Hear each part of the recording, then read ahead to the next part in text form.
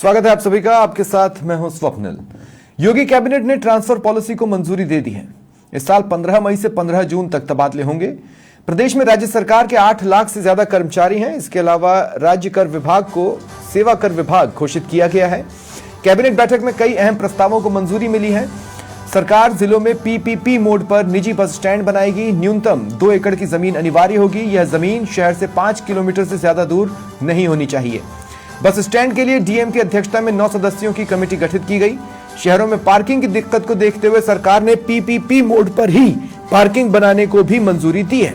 यह parking smart तकनीकी से मल्टी लेवल में बनाई जाएगी। पहले चरण में सरकार 17 नगर निगम क्षेत्र में पार्किंग बनाएगी। इसके लिए पार्किंग प्रबंधन समिति बनाई जाएगी। खास बात यह होगी कि पार्किंग में इलेक्ट्रिक चार्जिंग की व्यवस्था भी होगी। ट्रांसफर्स में पिक एंड चूज की व्यवस्था खत्म हो गई है। ट्रांसफर की नीति में पिछले साल की तरह ही पिक एंड चूज यानी अपनी पसंद की जगह ट्रांसफर की व्यवस्था खत्म की गई। पहले उन कर्मचारियों का ट्रांसफर होगा जो लंबे समय से एक ही जगह पर तैनात है।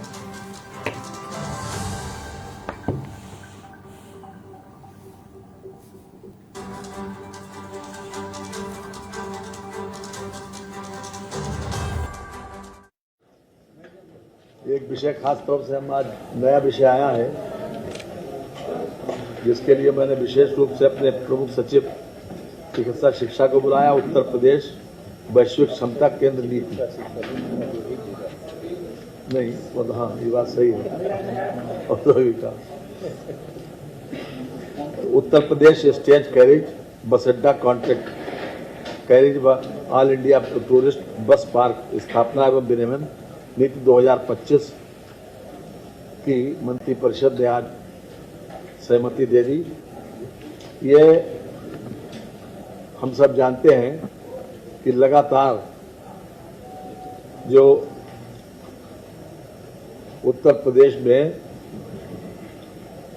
हमारी कनेक्टिविटी बढ़ी, इंफ्रास्ट्रक्चर बढ़ा, तो उसके साथ साथ बसों की संख्या बहुत ज़्यादा बढ़ गई और बसें जहां तहां खड़ी होती हैं। यहां तक कि जो यूपीएसआरटीसी की बसें हैं और जो हमारे पुराने बस अड्डे बने हुए हैं, उनमें भी इतनी जगह है कि उसके बाहर भी बसें खड़ी हो जाती हैं।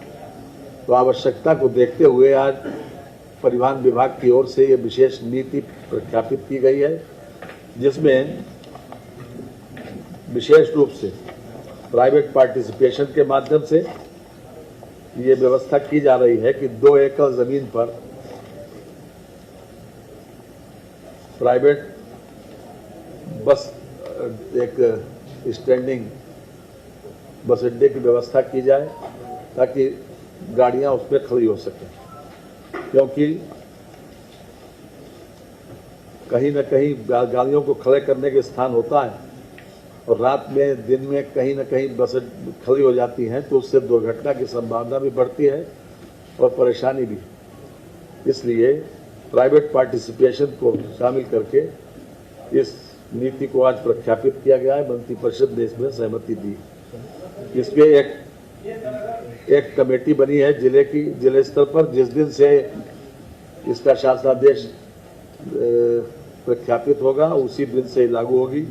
इसमें समिति में जिलाधिकारी, वरिष्ठ पुलिस अधीक्षक, नगर आयुक्त या नगर निगम के सचिव, विकास प्राधिकरण, अधिशासी अधिकारी, नगर पालिका परिषद के या नगर पंचायत के सचिव, संबंधित तहसील के उप जिलाधिकारी, संबंधित सर्किल के पुलिस क्षेत्राधिकारी, सहायक संभागीय परिवहन अधिकारी प्रवर्तन, सहायक क्षेत्रीय प्रबंधक परिवहन निगम, अधिशासी अभियंता लोक निर्माण विभाग, अध्यक्ष नियामक प्राधिकारी, जिलाधिकारी के द्वारा नामित कोई विषय विशेषज्ञ। इस प्रकार से 9 सदस्यीय कमेटी ये इसके सामने एक प्रार्थना पत्र दिया जाएगा और इस प्रकार की व्यवस्था, ताकि वाहनों को, इस प्रकार की बसों को खड़े करने में असुविधा न हो। जी, और ज्यादा जानकारी के लिए बात करेंगे सहयोगी जय त्रिपाठी से। जय, इन शॉर्ट अगर आप ये बता पाएं कि किस तरह से ये सारी जो फैसले लिए गए हैं वो यूपी के विकास पर असर डालेंगे। बिल्कुल, देखिए सपने, अगर हम बात करें उत्तर प्रदेश में योगी सरकार ने आज जो है कैबिनेट की बैठक की और ये कैबिनेट बैठक 11 बजे प्रारंभ हुई थी और सबसे बड़ी बात है कि 11 महत्वपूर्ण प्रस्तावों को आज मंजूरी दी गई है। इसमें अगर हम बात करें तो प्राइवेट बसों को लेकर सभी 75 जिले मुख्यालय पर बस स्टैंड पर मोहर लगाई गई। इसके साथ सूबे के कर्मचारियों की ट्रांसफर पॉलिसी को भी अनुमोदित की है। वहीं 2025-26 के लिए 15 जून तक सरकारी कर्मचारी अधिकारियों के जो ट्रांसफर होंगे उसका कैबिनेट मीटिंग में भी सहमत की सरकार अगले 25 साल तक अडानी ग्रुप से बिजली की खरीद करेगी। वहीं महाराष्ट्र में कम दर पर लगातार हमारे बहुराष्ट्रीय कंपनियों को रियायतें दी गई। 1500 मेगावाट बिजली खरीद और सरकारी सेवकों के लिए अनुशासन नियमावली जैसे प्रस्ताव भी शामिल करते हुए कहीं से मोहर लगी। आज आपको बता दें प्राइवेट बसों के लिए किस तरीके से बस स्टैंड बनाने की बात की गई। यूपी में निजी बसों संचालित व्यवस्था के लिए अगर हम बात करें मोहर लगती हुई नजर आई। अब उसको उत्तर प्रदेश में स्टेट कैरियर बस अड्डा contract carrier one India tourist bus park की स्थापना लागू करेगी। इसके तहत 77 जिलों में प्राइवेट बसों के लिए बस स्टैंड बनाए जाएंगे ताकि आपको बता दें कि ड्राइवर कंडक्टरों के लिए आधुनिक सेवाएं उपलब्ध होंगी। परिवहन विभाग के एक अधिकारी ने बताया कि निजी बसों के स्टैंड के लिए जाम की समस्या है, उससे भी कहीं कहीं जो है अब सुधार होता होने लगेगा। वहीं आपको बता दें एमएनसी के लिए वैश्विक क्षमता केंद्र नीति पर कहीं मोहर लगी। यूपी में एमएनसी हब बनाने के लिए ग्लोबल कैपेबिलिटी सेंटर बनाया जाएगा जो कि 2025 में लागू की गई। इसके तहत भारतीय विदेशी बहुराष्ट्रीय कंपनी को भारी रियायतें दी जाएंगी, सब्सिडी दी जाएंगी। इस नीति में लक्ष्य राज्य में निवेश बढ़ाया जाएगा, रोजगार के अवसर सर्जित होंगे। तो कहीं ना कहीं उत्तर प्रदेश के लिए अगर हम बात करें तो जिस तरीके से आज महत्वपूर्ण 11 को मंजूरी लगी है तो इससे साफ है कि आने वाले उत्तर प्रदेश में जो समय है वो कहीं ना कहीं बहुत ही बेहतरीन होने वाला है।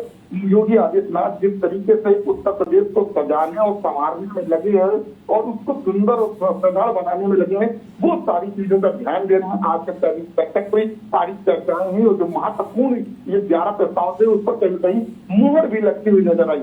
इससे एक तो उत्तर प्रदेश को व्यवस्थित किया जाएगा ताकि आने वाले समय 2027 को लेकर जो चुनाव है इसका भी बड़ा असर होता हुआ दिखाई पड़ेगा। वह अब जिस तरीके से कैबिनेट की बैठक हुई, महत्वपूर्ण बिंदुओं पर चर्चा हुई और आज 11 महत्वपूर्ण प्रस्ताव जो पारित हो चुके हैं इस पर जल्द ही कहीं न कहीं कार्य होता हुआ नजर आएगा। उत्तर प्रदेश में जो कार्यशैली है उस कार्यशैली में लगातार बदलाव के साथ कहीं न कहीं सरकार नजर आएगी और सुधार और अच्छी व्यवस्था देती हुई नजर आएगी। जी, शुक्रिया तमाम जानकारी के लिए, आप नजर बनाए रखें।